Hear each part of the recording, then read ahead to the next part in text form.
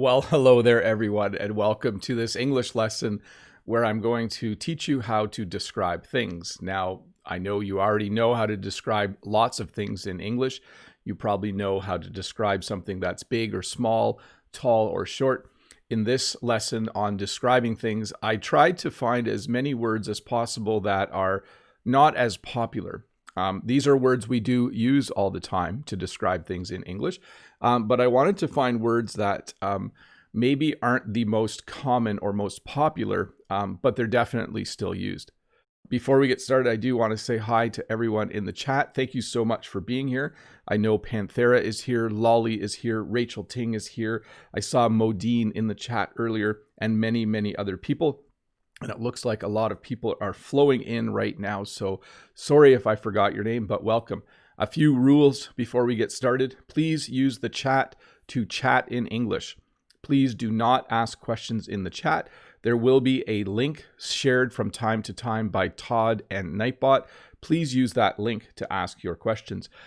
Please use the chat to have English conversations. Please do not speak in your own language.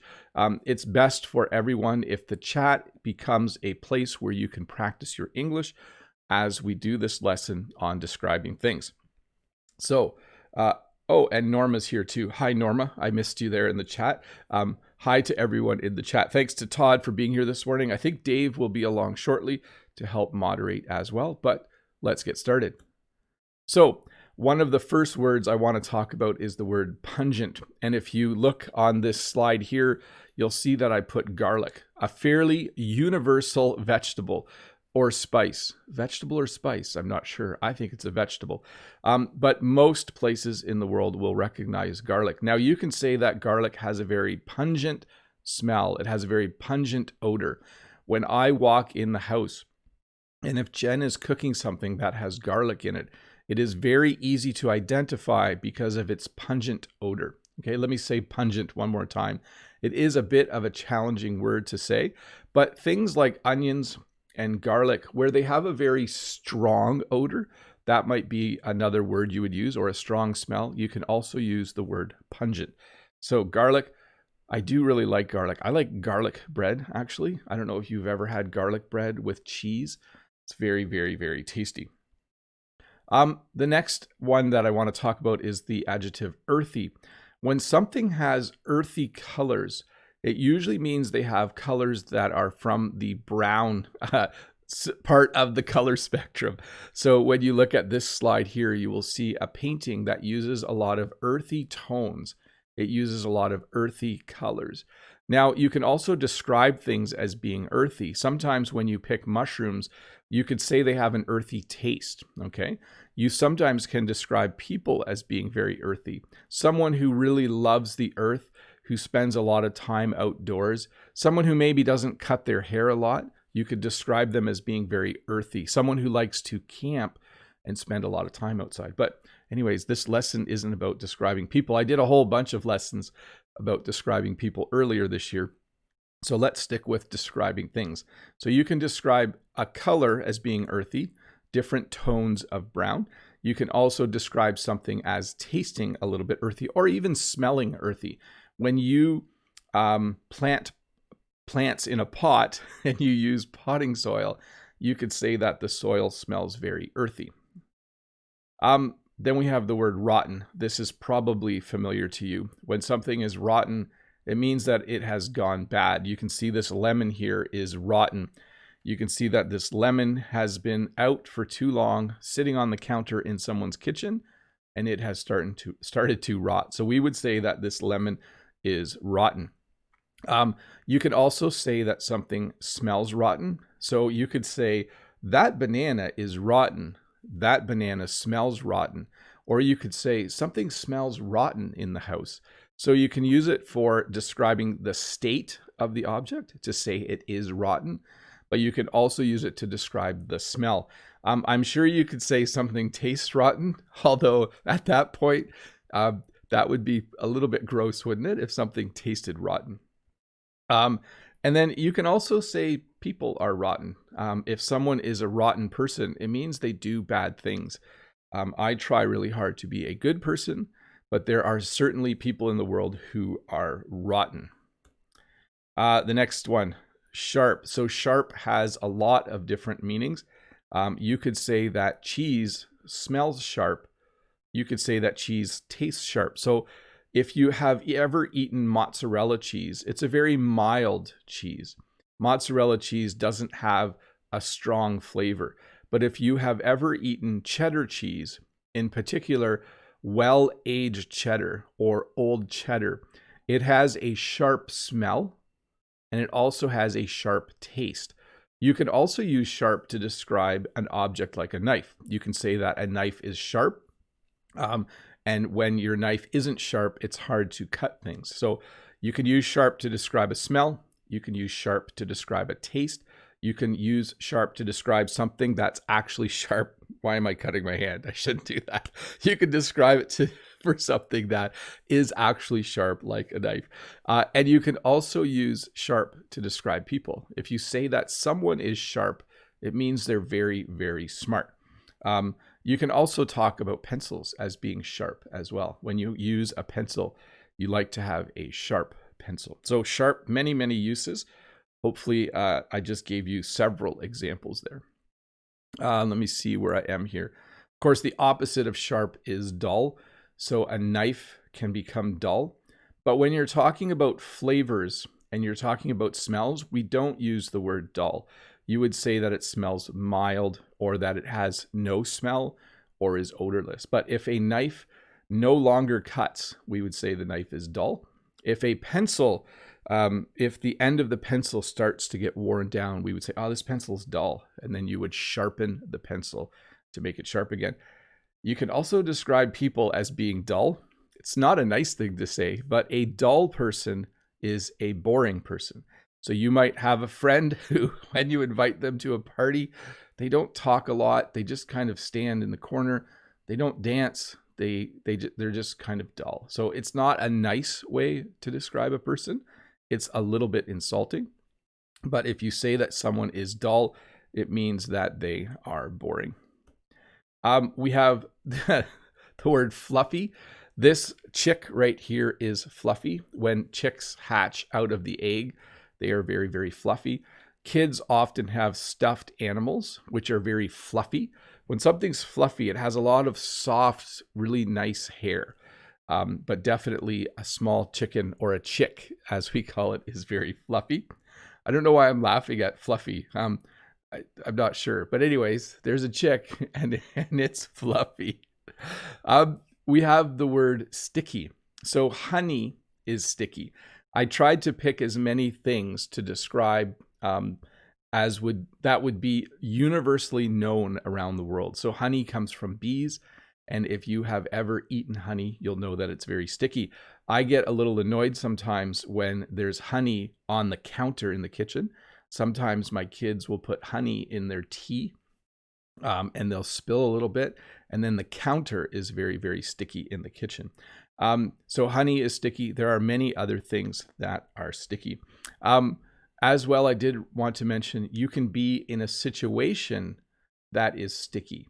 So you can be in a sticky situation. What that means is, let's say someone at work brought a really yummy snack in their lunch, and you were opening the fridge and you were taking some of their snack without permission. So you didn't ask if you could have some.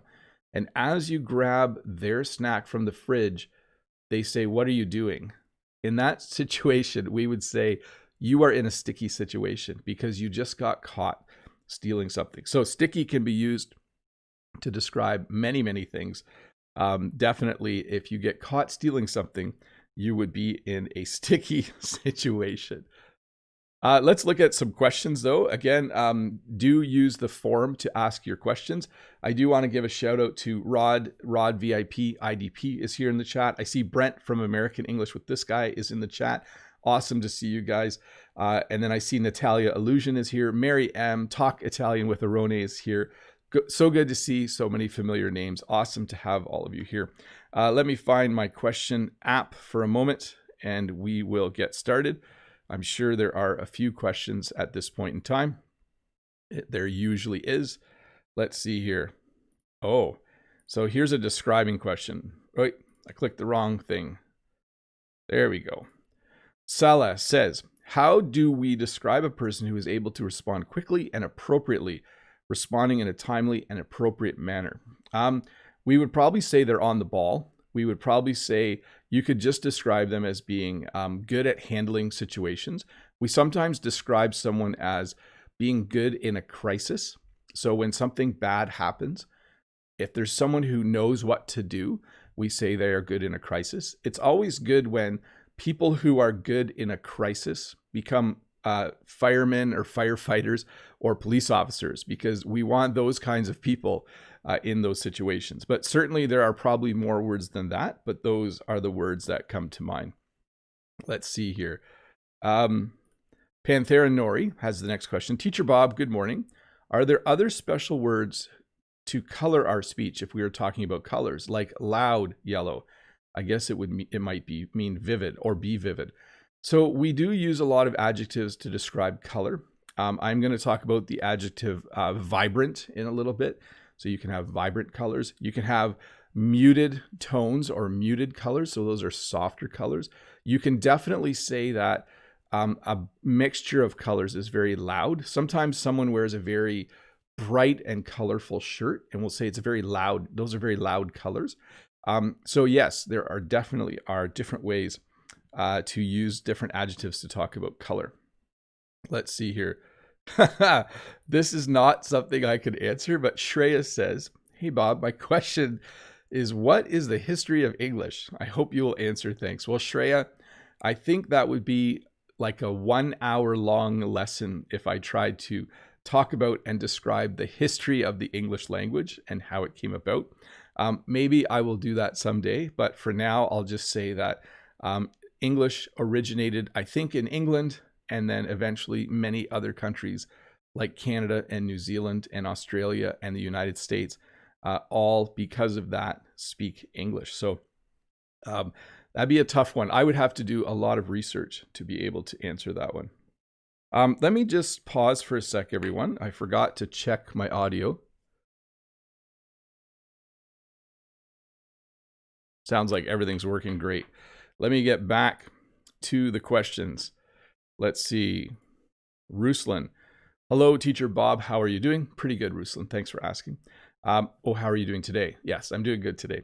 How to describe things that are dear and bring fond memories? Thank you so much. So when you describe things that bring fond memories, you would say that they are heartwarming memories. You would say that they are fond memories. You would say that they are good memories. If you're thinking about when you were a kid, you could say, oh, I have fond memories of when I was a child. Or you can just use the word remember. When I remember being a child, it just makes me happy. So no particular words, but fond memory is a key one. Definitely, we do use that. Let's see here. Next question. Let me just check something here for a sec. Sorry, folks. So Renata says, good morning, Bob. How are you today, sir? I hope you're great. What does poignant mean? By the way, poignant is hard to say. Thank you so much for your lessons. Have a great day. When you're talking about like a poignant reminder of the past or something, it's like a serious, not really sad, but maybe a little bit sad, but it's definitely an important reminder of something. So poignant has that, like, ominous would be another good word for it. That's a tricky one though, and not a super common word to use. Natalia says, hello, Bob. My cell phone is green, rectangular, made of plastic and glass from the outside on the outside, about 160 grams in weight. How would you describe your cell phone? So my cell phone is bluish gray on the back. I'll talk about the word ish in a bit. And it's black, and it's made of glass and plastic as well, for sure. And then usually when we talk about phones, we talk about their age. My phone is less than a year old. When you talk about phones, how old the phone is usually is an indicator of how powerful it is. So people often say, yeah, I've just got this phone a few months ago, or this phone is a couple years old. I need to get a new one soon. Let me do one more question here, and we'll pop back over to the lesson. Let's see here.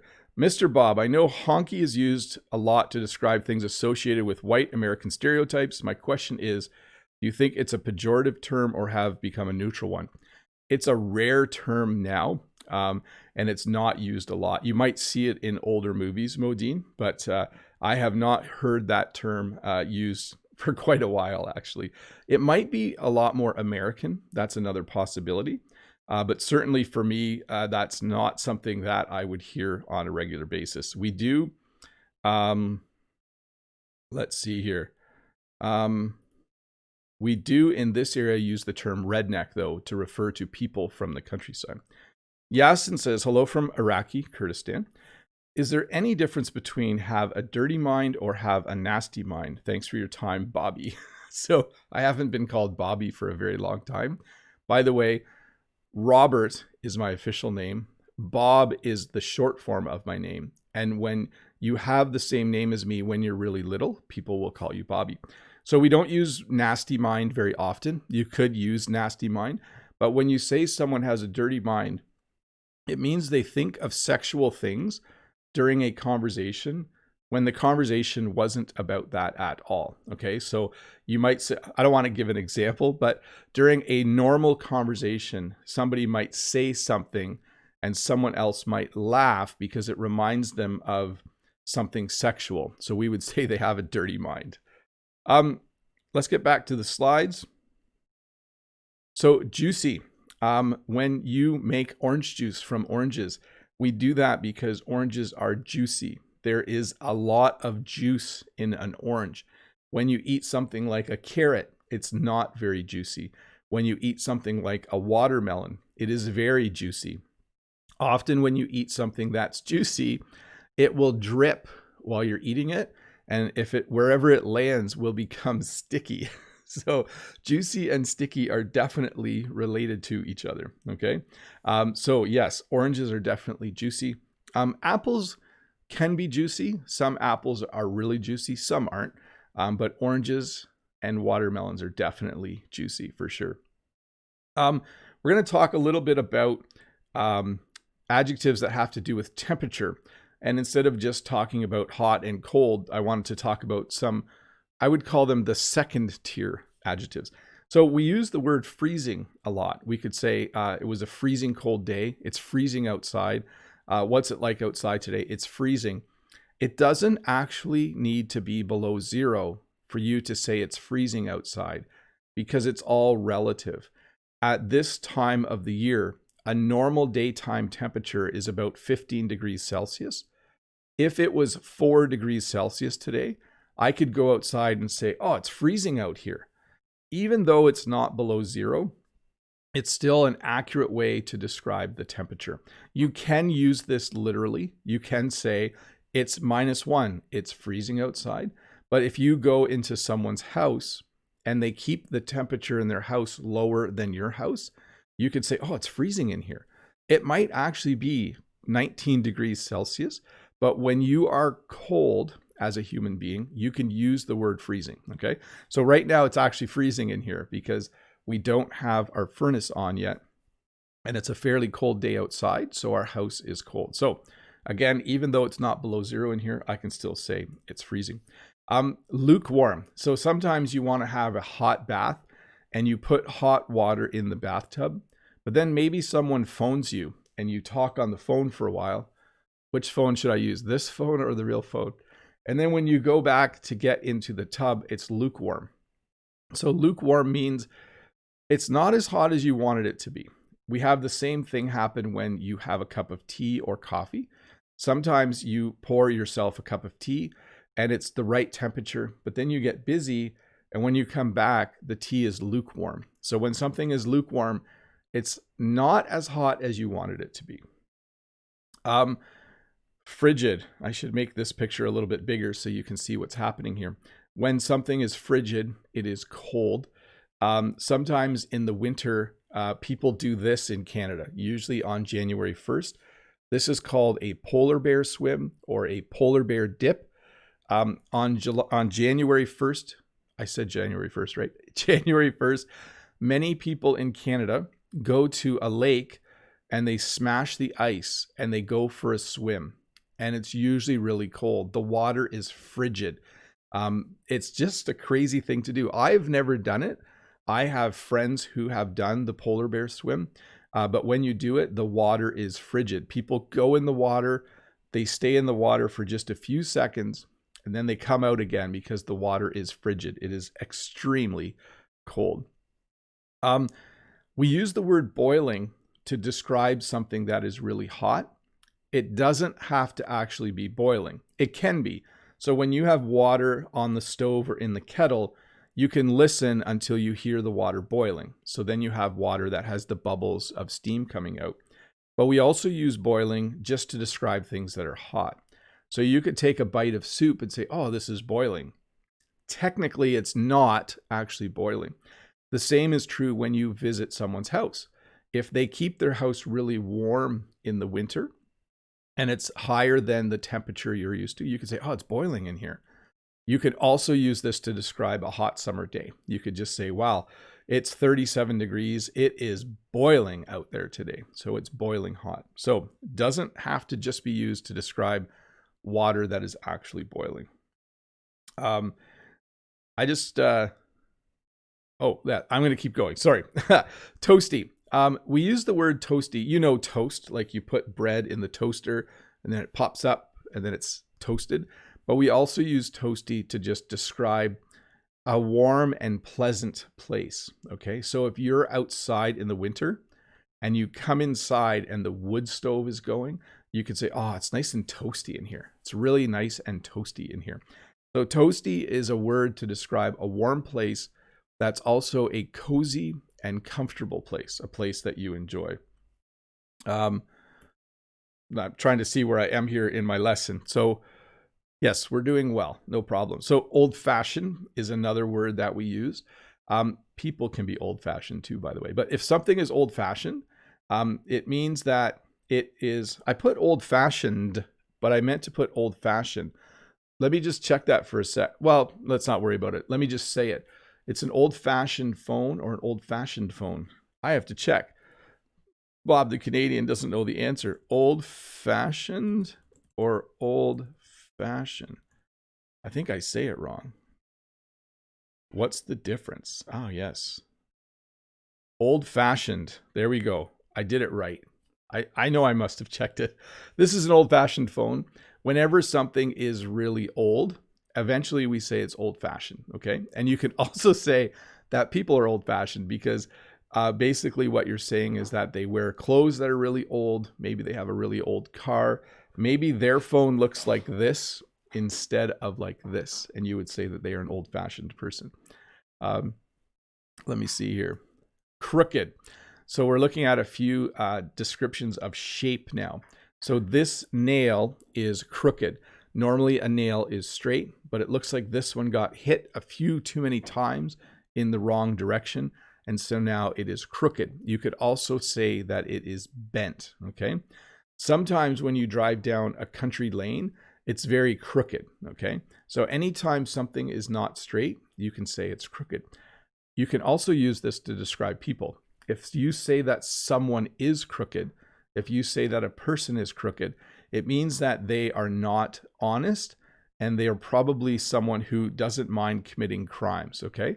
So sometimes what we do in English is we'll say, oh, don't deal with that business. That person is crooked.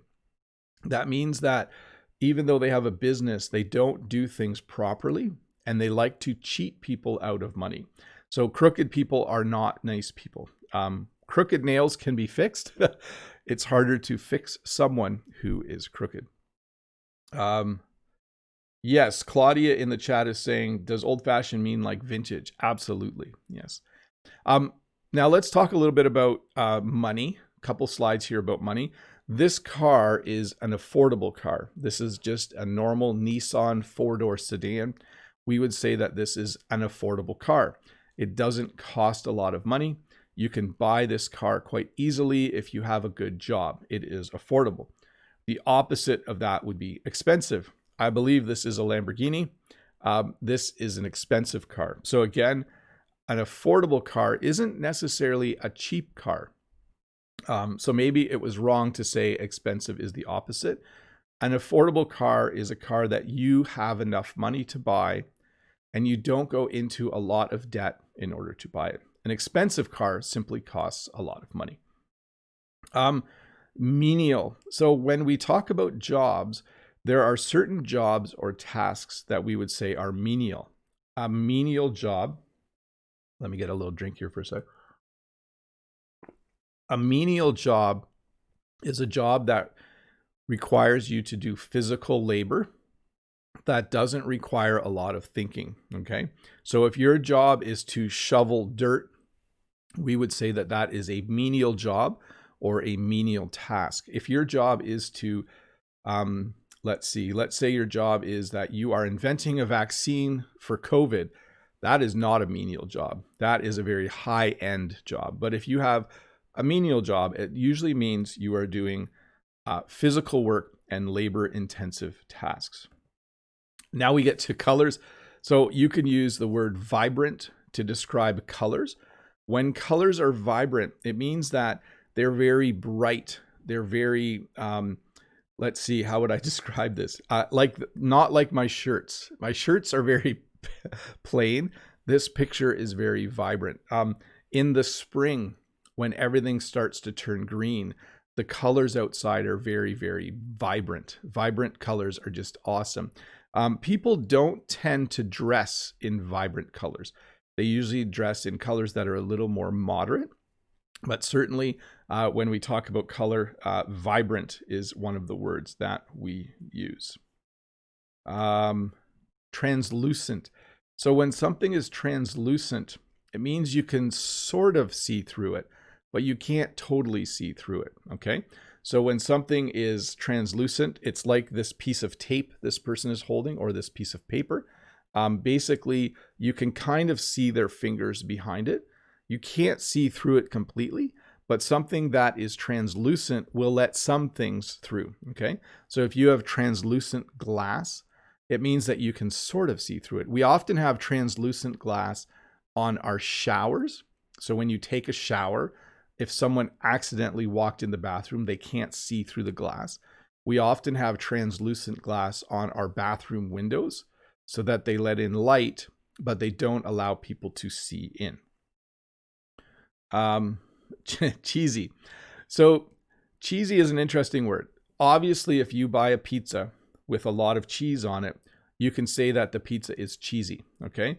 But we use this also to describe things that are not in fashion, or when someone wears something that's very interesting, like this jacket and this tie. You could say that this person is wearing a very cheesy tie and a very cheesy jacket. Basically, it means not in fashion. Usually when someone wears something that's cheesy, it might have colors that don't match. You can also use cheesy to describe other things. You might go to a party and the party just might be really cheesy. Like maybe it was an 80s themed party where everyone was supposed to dress up like it was the 80s, but people didn't do it well. You could describe it as cheesy. So basically cheesy means not cool. There you go. So if something's cheesy, it is not cool. Let's jump over to some questions. Let me do one thing before we do that. Let me find my controls here. As I do this, want to say hi to the, I think 400 and some odd people that are watching. Sorry, that doesn't mean you're odd. When you don't know an exact number, you can use odd. So 480 or some odd people basically means around 480. So hi to all of you who are watching. That's very awesome of you. I have just turned on members only chat for a little bit. So for about 10 minutes or more during my live lessons, I turn on members only chat, and members are free now to ask questions in the chat. So if you are a member, thank you first of all for clicking that join button to support me. And if you want to contribute or ask questions, go ahead, and I will keep taking questions from the rest of the group. Let's see. The next question is not about the topic, so I'm going to skip it. Let's see.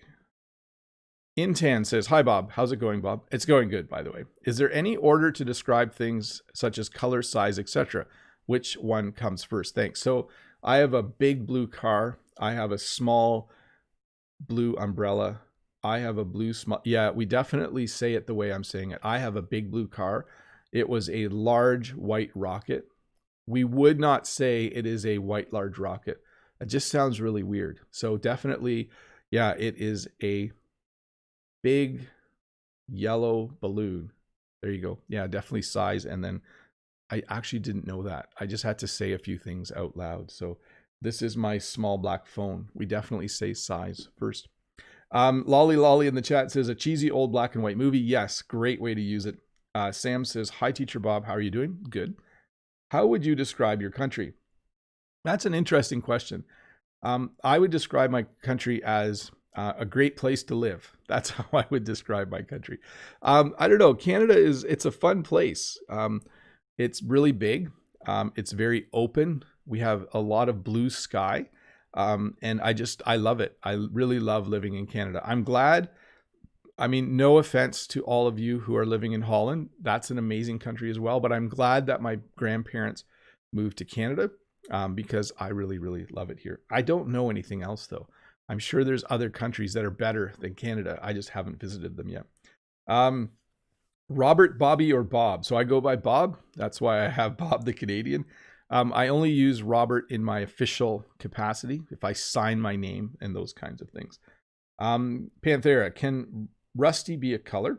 I mean, to use this word for describing the same color that rust can make on the surface of metal. Yes, you could use rusty as a color, although it is more commonly used just to describe something that is rusty, okay? But you could say a rusty brown. Oh, we're going to paint this a rusty brown, and then people would know what tone or shade of brown you're thinking of using.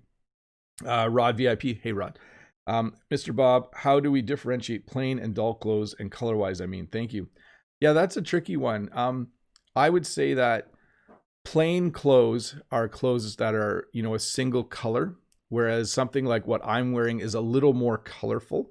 I would say dull clothes would be clothes that people find boring. Okay. So you can wear very plain clothes and still look good. Okay. So you can have just a white shirt and a nice tie and a simple pair of pants that look good. But if you wear dull clothes, that would mean more like your clothes are very boring. So that might be like an old beige shirt or something like that. I think my clothes might be a little dull. Let's see here. Excuse me. Sorry for that, people. Zeev says, how are you, Teacher Bob? Do you consider yourself old-fashioned? Some days I do, Zeev, for sure. Every once in a while, I consider myself very old-fashioned. I have to laugh because I was talking with my French-speaking partner last week, and I said, il fait froid. And I said something like, je porte un chandail. I use the word chandail, which is, I think, a very old-fashioned word for sweater in French. So yeah, sometimes I feel like I'm old-fashioned. Lolly Lolly, Bob, do you like juicy gossip? I guess not. So that's a great use of the word juicy.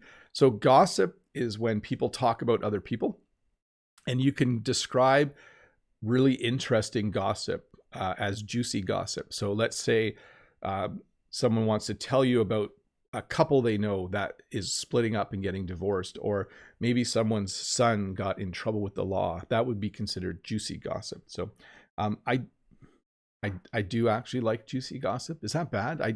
I don't really like juicy gossip, but I think I'm just a human being, Lolly. Sometimes I just want to know what's going on. Julia says, such a jacket is fashionable again.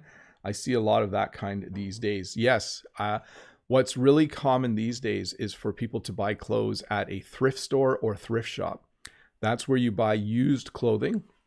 And clothing like what I had in the picture is definitely becoming a little more popular again, for sure. Let me get another question here. Henry from Taiwan. Hi, Teacher Bob. What food do you think is umami in taste? Thanks a lot. I think mushrooms or those kinds of foods add that flavor. It's not a common flavor in North American cooking. We don't talk about the umami flavor. We're just starting to see it on cooking shows where they talk about adding things that will give you a little bit of that flavor. And it is certainly a yummy taste. Let's see here. Next question is not about the topic, so let me just skip through that. The next question is not either. Remember, people, I only look at questions that have to do with the topic. So I'm just popping through a few questions here. Rod. Hi, Rod. Good morning from Brazil, Mr. Bob. Which one is your favorite word to describe someone? Thanks a lot for everything. Always have a great day. So I think I've said this before. I really like intelligent people. I like smart people. I like witty people. And I like people who are smart and witty. So people who crack really funny, smart jokes when you're having a conversation. That's my favorite way to describe. That's my favorite kind of person, favorite way to describe someone. Let me see here. Carlos says, hello, Bob. My pleasure greeting you. Hi, Carlos. How are you? Lolly says, merci, Bob. Panthera Nori, I'm always confused if I need to express the object that has only two dimensions. So the flat things like a sheet of paper. What is the noun for this kind of objects? Plane? I think we would just call them flat objects. Like paper is flat, a book is flat. You need to stack a whole bunch of books on top of each other because they're so flat. We would say that they are flat. Although I wouldn't describe my phone as flat. I would describe it as thin. So it's probably unique to the item. So that's a tricky one, Panthera, for sure. But in terms of paper, we talk about our paper as 8.5 by 11. We don't use A4 paper. In North America, a normal sheet of paper is 8.5 by 11, and that's inches. So even though we're a metric country, we use paper that is in inches. SCO Woo, what's the meaning of close-knit family? A close-knit family is a family that gets along well with each other, okay, and does lots of things together. So often, if there's a family where there's, a couple of kids, mom and dad, and if they do fun things every weekend and they just really like being together, we would say it's a close-knit family. And then as well as you get older, so I see my brothers and sisters quite regularly because we are a close-knit family, okay? So it doesn't just mean when you're younger, it can also mean when you're older, for sure. Zeev says, I also feel old-fashioned sometimes, and I'm about your age. Yes, every once in a while, Zeev, I feel old-fashioned. I think that's just the way it goes sometimes. Let me get another question here. Bob. Hi, Bob. Have you ever been in a sticky situation? Thanks for your answer. Yes, and I'm not going to describe it. But yes, for a few times in my life, I have been in a sticky situation.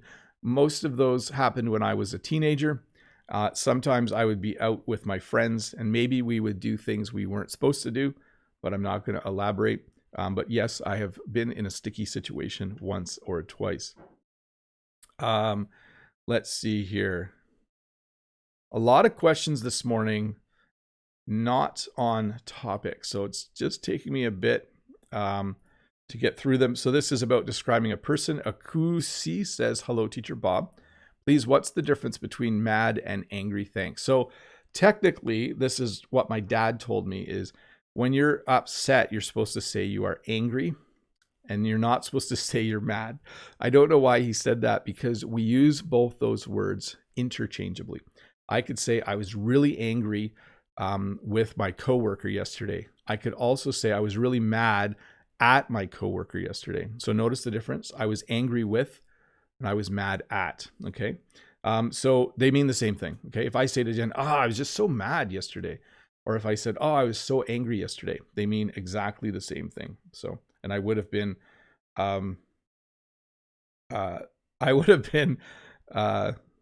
upset, obviously. Sorry, I'm reading the chat at the same time as I'm doing other things. Julia just gives me a few of my own emojis. Panthera says, thank you, Teacher Bob. It's definitely a tricky one. Yes. And Rod, yes, Rod's talking to Sam. So Rod is editing a video. I think it might be, I'm not going to say too much about that because I don't know how much Rod wants me to talk about that yet. I'll ask him next week or the week after when I talk to him on Skype. Let's get back to the questions. That was a bit of I let the cat out of the bag a little bit there, but that's okay. Let's see.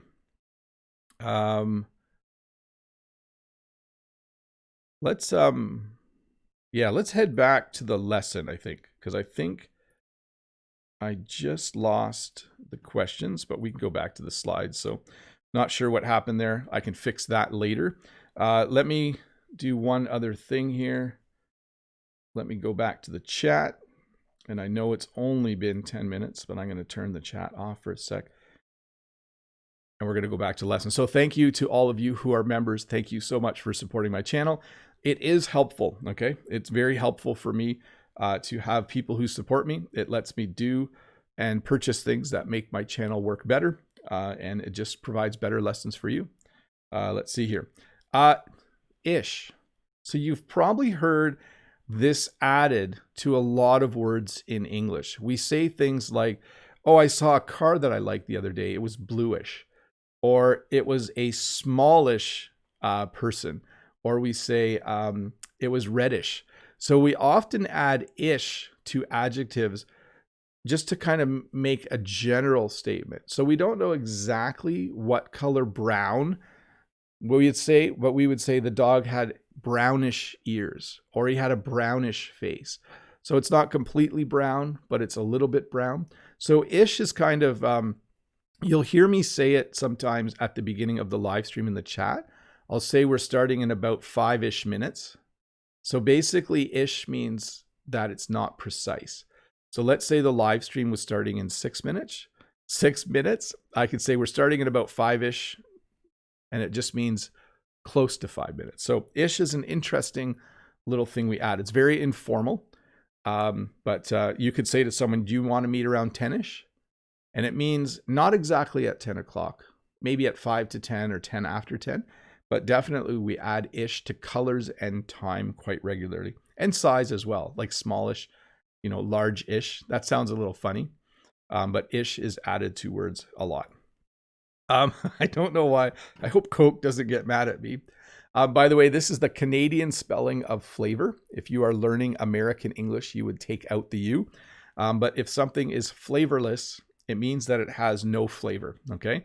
So often in the world, you will buy things to drink or you will buy something to eat, and it will just be a bit flavorless. It just doesn't have very good flavor. Hey, I want to say hi to, thank you to Sylvia Liang for joining and becoming a member of the channel. Thank you so much for supporting me. That's awesome of you. And thanks for doing that. The opposite of flavorless would be flavorful. Again, pay attention. There is a U in flavor in Canada, but there is no U in America. So flavorful. If something has a lot of spices in it, we would say that it is flavorful. I like food that is very flavorful, okay? I like different kinds of spices in my food. I don't like food that is flavorless. Well, I'll eat it if I'm hungry, but not always. Slippery. So in the winter in Canada, the roads are often very slippery. The sidewalks are often very slippery because there's lots of ice and it's easy to slip. So you could say, oh, it's very slippery out there today. The roads are very slippery. It's a slippery sidewalk today. Be careful out there. You can also use slippery to talk about people. If a person is slippery, it means that they are a little bit dishonest, okay? So you, again, could say, don't buy things at that business because the owner, he's a very slippery person. That means that they are a dishonest person. Rod says, Diet Coke tastes like medicine. Yeah, I don't drink Diet Pop. I don't drink a lot of pop or soda anyways. But I'm not a big fan of it either. Sylvia says, so happy to be a member and join the live chat. Thanks for being here, Sylvia. That's awesome. Sleek.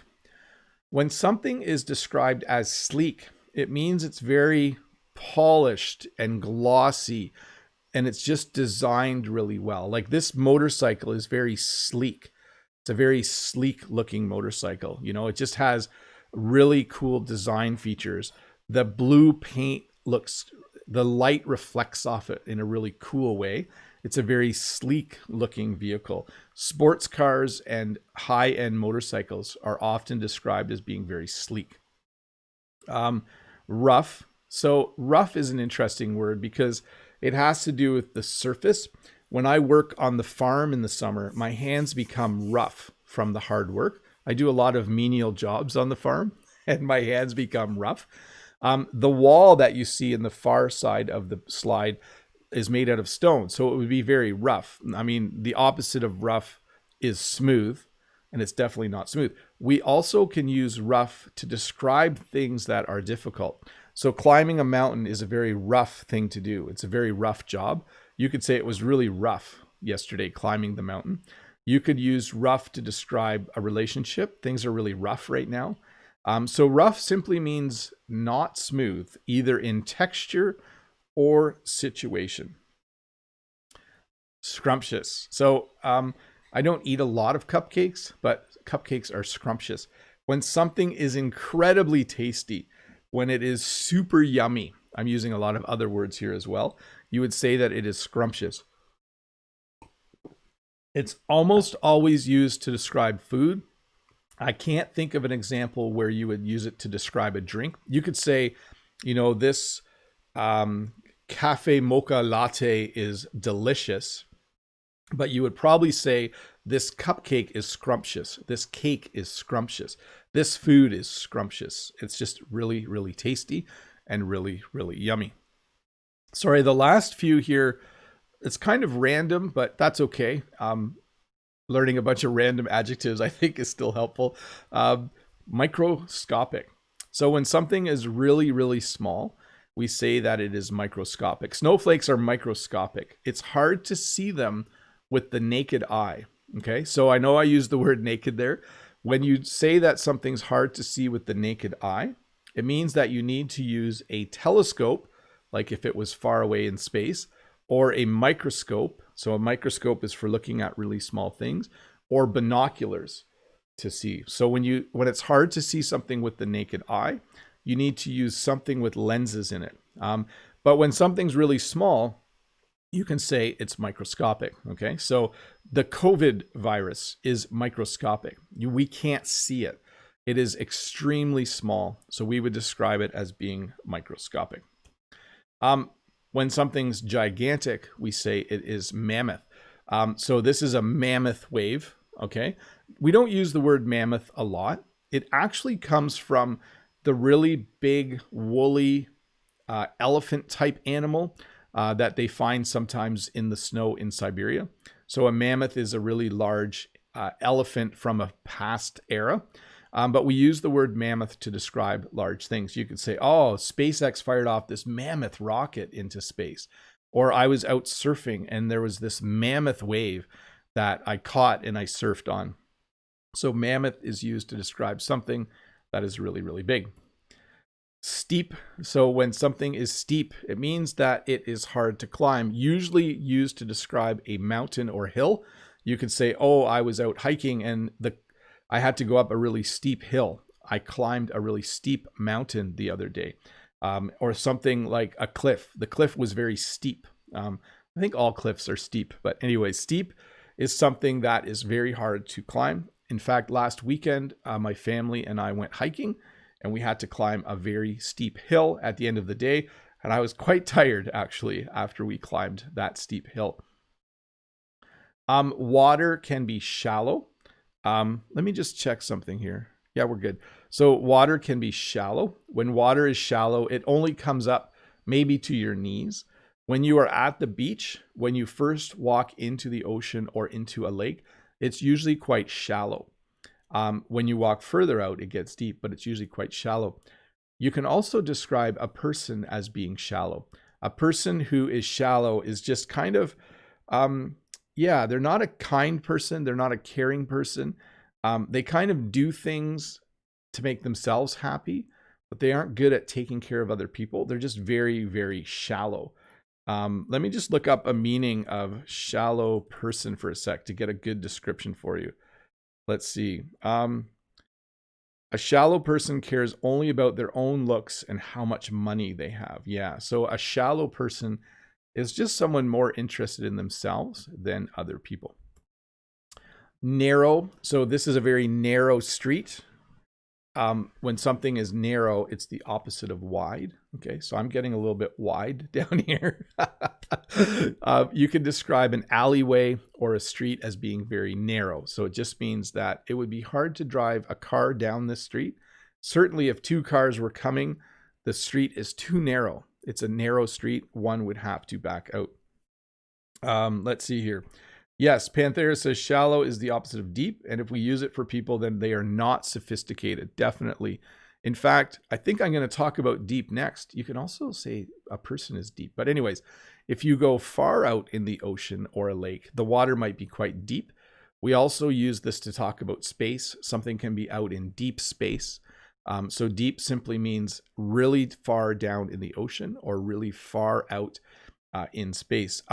When you're baking, sometimes you want to use a deep pan. So you want, if you want to make deep dish pizza, you need a pan that's really deep in order to bake it. You can describe a person as being deep as well. If someone is very deep, they like to have intellectual, smart conversations about things. So a deep person is just someone who's very intelligent and likes to have great conversations about really cool and interesting things. And if they, if they're philosophical, you would say they are very deep. Damp. So when we are done eating in the kitchen, we often wipe off the table with a damp cloth. A damp cloth means that it is a little bit wet. When a cloth is put in water and you take it out, it's dripping wet. And so you wring the cloth so that it doesn't drip water, but the cloth is still a little bit damp. So in our kitchen after supper, we usually get a soapy water and a cloth, and we wring it out, but we still have a damp cloth, and then we wipe off the table and we wipe off the counter. So that is damp. So damp means just a little bit wet. Sometimes when you go outside, yesterday in my short video, it started raining, and I said S-H-I-T. I don't want to say it out loud because the video gets demonetized, but if you want to go to my other channel and watch that video, let me see if I can find a link for you. I'll put it in the chat. I was shooting a video and it started raining, and I said kind of a bad word, but then after that, my jacket was damp. I didn't stay out in the rain and get soaking wet. Instead, my jacket was just damp. So when something's damp, it's just a little bit wet. Greasy. When you cook something that has a lot of oil in it or a lot of grease in it, the pan becomes greasy. So you could say that this is a greasy pan. Okay. So when you do the dishes, it's sometimes hard to clean a greasy pan. We sometimes describe food as being greasy, okay? So sometimes when you eat food that has been deep fried, when you eat deep fried fish or French fries, the food has a lot of grease or oil in it, and we would say that it is greasy. Sometimes we order pizza, and the pepperoni makes the pizza really greasy. You can see oil on top of the pizza, and we would say that it's greasy. So when something is greasy, it just means it has a lot of oil in it. Generally, when we are done frying things using a frying pan, the pan is usually greasy. So this is definitely a greasy pan. Hey, it looks like I'm at the end of the actual lesson. I know many of you like to stick around. I'm going to answer questions for about 5 minutes or until I get to the end. I might be close to the end anyways. But let's keep going with questions. Let me find the next question for you. Let's see here. So we had mad and angry. Ashraf Khan says, hello, my favorite teacher. How are you doing today? My question is how to describe seasons. Please say something about the seasons. So first of all, we describe seasons using temperature. So in spring, it's usually quite cool. The air is very fresh. In the summer, it's very hot. Sometimes it's boiling hot. Sometimes the temperatures aren't too bad. It's very moderate, but summer is generally very hot. In the fall, things tend to cool off. So right now it is cooling off in the fall. It's definitely a cool season. Spring and fall are the cool seasons. In the winter, it's just cold. It's freezing cold. It's frigid. There are a lot of ways to describe winter. After temperature, you can use color to describe the season. Spring is very green. Summer is also very green. Autumn or fall is very brown. There's a lot of brownish colors. There's yellows. The fall colors are just beautiful right now. And winter is very white. It's a very white season. Let's see here. 522 people watching. Thank you very much for being here, everybody. Erica has the next question. Erica from Brazil says, hi, Bob. It's more natural to say today is chilly or today is cold. Why chilly? This doesn't mean something like the spice. Thanks. Your pronunciation is excellent to learn. So when we say it's chilly, it's like, let me just go through the temperatures. It can be boiling outside. It can be warm outside. Sorry, boiling. It can be hot. It can be warm. It can be comfortable or beautiful. If we say, oh, the temperature is beautiful today, that means it's just a perfect temperature. Then we would say it's chilly, and then we would say it's cold.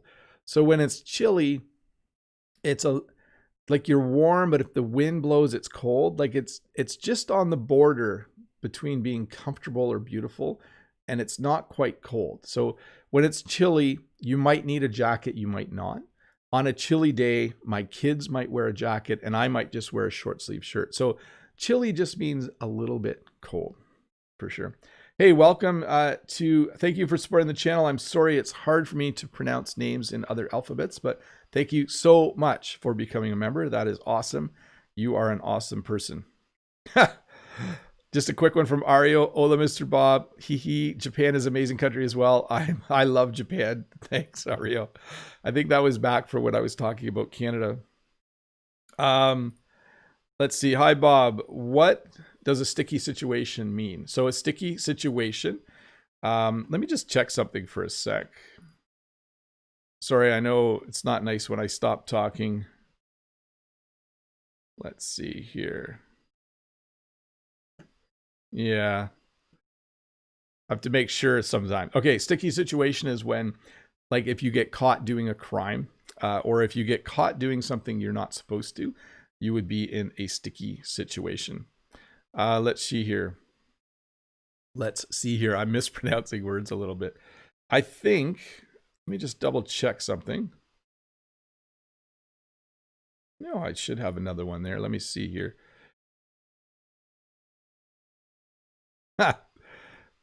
Sorry, I'm just slowly going through the questions.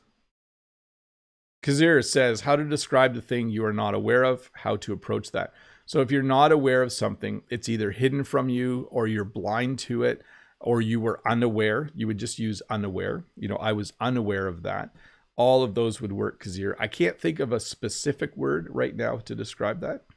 But definitely. Tanya. Hi, Bob. Can you describe someone as a warm-blooded person, meaning that they are kind and welcoming? So a warm-blooded person is someone who doesn't get cold easily. I'm very warm-blooded, okay? So I can go outside when it's 4 degrees with no jacket for 5 or 10 minutes and I don't get cold. I'm very warm-blooded. You're probably thinking of kind-hearted or just a warm person. So if you were to say Bob is warm-blooded, it means he doesn't get cold easily. If you said Bob is very warm, it means that I'm very nice, kind, and welcoming, okay? Or you could say kind-hearted as well. He's a very kind-hearted person. I try to be a kind-hearted person, at least. Let's see here. And let me just double check. That is the last question. We are done. So thank you so much for being here. Thanks to Dave and Todd for moderating the chat. Thank you to all my members who support the channel. Thank you to everyone, all the 521 people that popped in to learn just a little bit more English. I hope this was helpful. Don't forget, I do have a new video up on my other channel called Bob's Short English Lessons. It's a funny one today. And also, if you didn't watch the lesson from earlier this week, I will put a link in the chat to both of those, and you can go over and give them a watch. I do want to say there is a live lesson tomorrow at 11 a.m. Eastern Standard Time. Please tune in. You can ask me any questions about the English language, and I try my best to answer them. I was going to say something else. It might be inside tomorrow. Sorry to disappoint, but I'm not sure yet what the weather looks like. It has rained every day here this week. As you could tell if you watched my video from this morning on my other channel, it definitely rains a bit. I'm going to say thank you to Brent from American English with This Guy. I know he's probably gone by now because he's at work already. So just thank you to everyone who's been here. I'm glad to help you learn just a bit of English. Have a great day. And I hope to see all of you tomorrow. So bye. I guess I should actually click the button.